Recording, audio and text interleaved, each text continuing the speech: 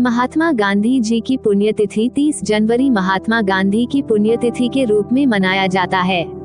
हर साल इस मौके पर महात्मा गांधी के साथ साथ देश के लिए अपना बलिदान देने वाले अन्य शहीदों को भी याद किया जाता है।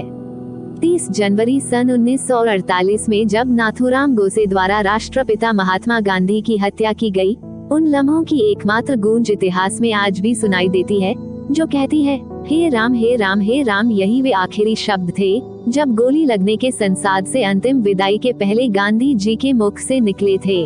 उस वक्त शाम के 5:17 बज रहे थे जब सफेद धोती पहने गांधी जी पर 3 बार गोलियां दागी गईं।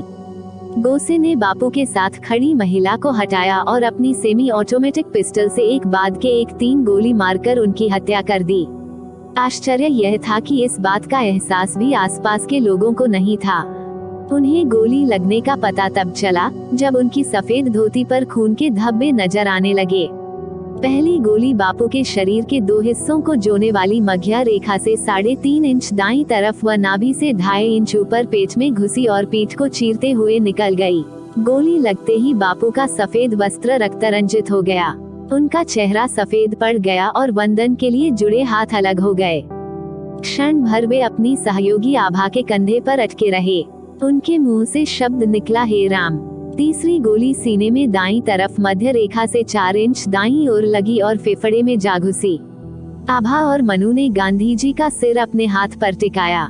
इस गोली के चलते ही बापू का शरीर ढेर होकर धरती पर गिर गया, चश्मा निकल गया और पैर से चप्पल भी। कई लोग उस वक्त तक यह जान ही नहीं पाए कि हुआ क्या, लेकिन जब देखा खून से लथपथ बापू जमीन पर पड़े हैं तो आंसुओं की मानो बाढ़ आ गई। आंधी आंखें खुली हुई थी। उन्हें बिरला भवन स्थित उनके खंड में ले जाया गया। आंखें आधी खुली हुई थी। लग रहा था शरीर में अभी जान बची है। कुछ देर पहले ही बापू के पास से उठकर गए सरदार पटेल तुरंत वापस आए। उन्होंने बापू की नाड़ी देखी। उन्हें लगा कि नाड़ी मंद गति से चल रही है। इसी बीच वहां हाजिर डॉक्टर द्वारका प्रसाद भार्गव पहुंचे। गोली लगने के 10 मिनट बाद पहुंचे डॉक्टर भार्गव ने कहा, बापू को छोड़कर गए 10 मिनट हो चुके हैं। कुछ देर बाद डॉक्टर जीवराज मेहता आए और उन्होंने बापू की मृत्यु की पुष्टि की। इसके बाद गोडसे को गिरफ्तार कर लिया गया। 30 जनवरी 1948 को उनकी हत्या उस वक्त की गई जब वे शाम की प्रार्थना के लिए जा रहे थे।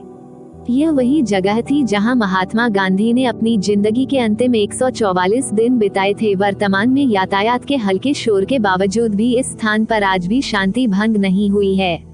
इस मार्ग पर जहां से गांधी जी गुजरे, संगमरमर से उनके पदचिन्ह बना दिए गए जिस पर लिखा है, हे राम। गांधी जी ने अपने जीवन के 12,075 दिन स्वतंत्रता संग्राम में लगाए, परंतु उन्हें आजादी का सुकून मात्र 168 दिनों का ही मिला।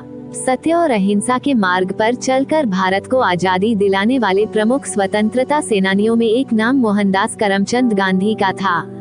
कोई उन्हें महात्मा तो कोई बापू के नाम से पुकारता है। देश के राष्ट्रपिता होने की उपाधि महात्मा गांधी को मिली है।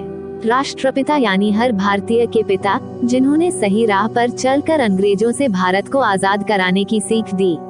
एक पिता की तरह लड़ाई झगड़े और खून खराबे से दूर रहने और अहिंसा के मार्ग पर चलने की प्रेरणा दी।